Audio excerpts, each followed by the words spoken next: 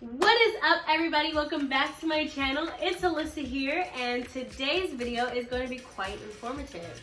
I am going to be doing this video on my birth experience and things that I feel like you guys should know about labor and delivery. So please like, comment, and subscribe to my channel, and don't forget to comment down below what you want to see me do next. So without further ado, let's get started. Okay, so the first thing I want to talk about is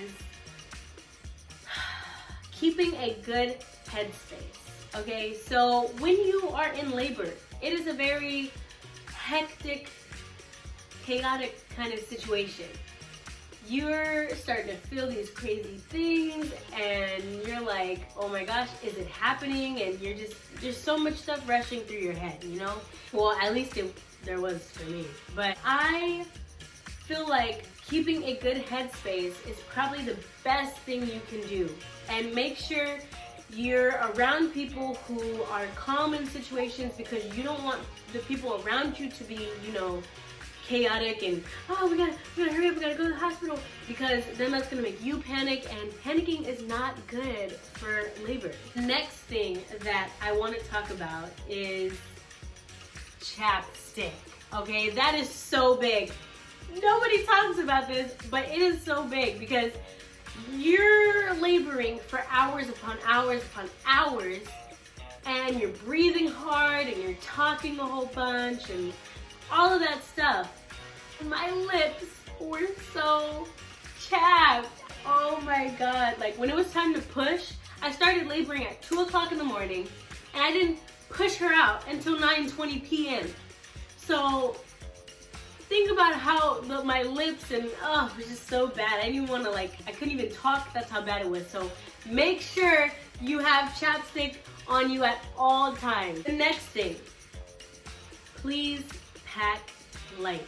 Now, I know that a lot of women make YouTube videos on what should be in my hospital bag and what's in my bag and blah, blah, blah. Honestly, in reality, the hospital literally provides everything. You don't have to bring diapers, you don't have to bring wipes, you don't have to bring any of that stuff. The hospital literally provides all of that stuff. So I think you should just bring, you know, a pair of clothes for when you leave the hospital, maybe some shower gel if your room has a shower, your toothbrush, your charger, your chapstick.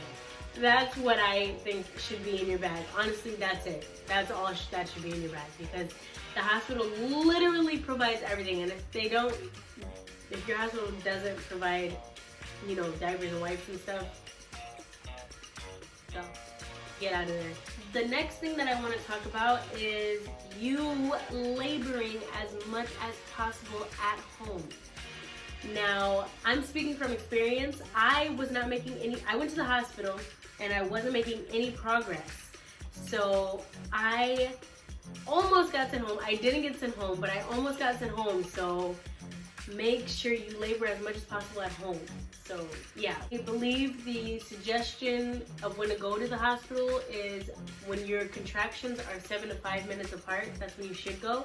Mine were 7 to 5 minutes apart, but they were 7 to 5 minutes apart for like hours. So I wasn't making any progress, and I almost got sent home, but I started doing a whole bunch of stuff and I made some progress. So make sure you labor as much as possible at home. The next thing, stay hydrated. Make sure you're drinking water and, you know, keeping yourself up, because they're not going to let you eat at all. Well, at least the hospital I went to, they didn't let me eat. I'm pretty sure it's because they didn't want me to, like, poop while giving birth, but they aren't going to let you eat. So make sure you stay hydrated, because the last thing you want to do is, like, hyperventilate from all the breathing that you're doing, or pass out, or, you know, like, make sure your body is ready. So stay hydrated. Okay, so for the next portion of this video, I want to talk about my labor experience.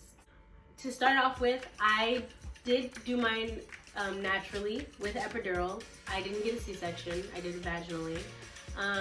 It was quite the experience. It is pretty life-changing. People say it's a life-changing experience. It really is life-changing. I was like a whole new person afterwards.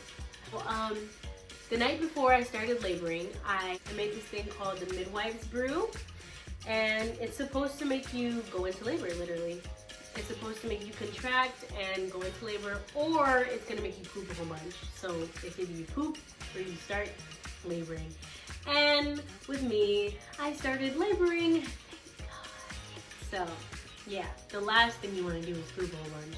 So I started contracting at 2 o'clock in the morning, and I didn't actually push her out till 9 p.m.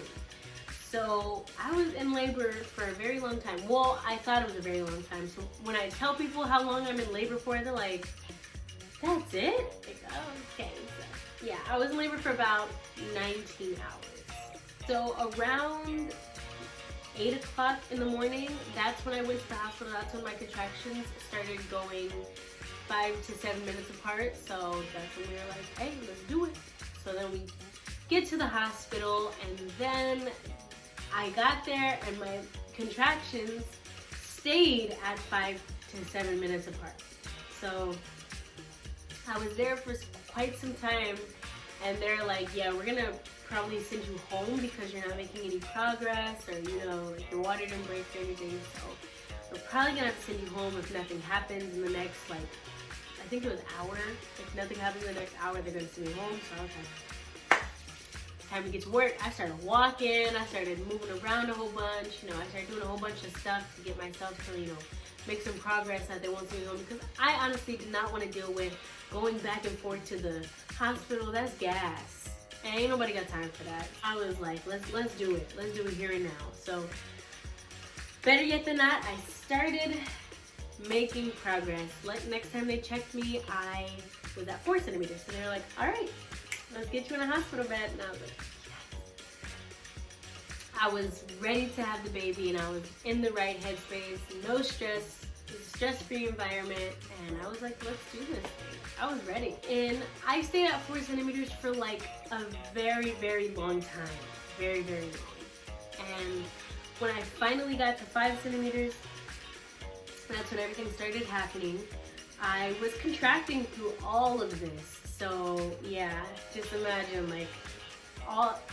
this whole time, this whole day I was contracting. So yeah, finally at 5 centimeters, they finally gave me the epidural. And when I got that epidural, let me tell you, I was on cloud 9. I was so happy. I was in there Snapchatting. I was in a good space. I was like, yeah, let's do it. But yeah, so they gave me the epidural, and then after the epidural, they hooked me up to a catheter. So yeah, because I couldn't walk, so yeah. They broke my water. So yeah, they just stuck something in there, and they're like, boop. And I didn't feel anything, so everything, I'm telling you, after you get that epidural, everything went smooth until the end.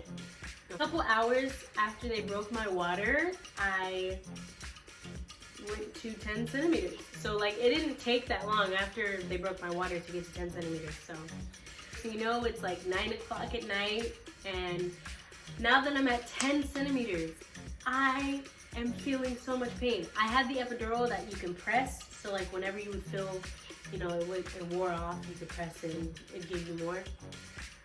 That was not working anymore.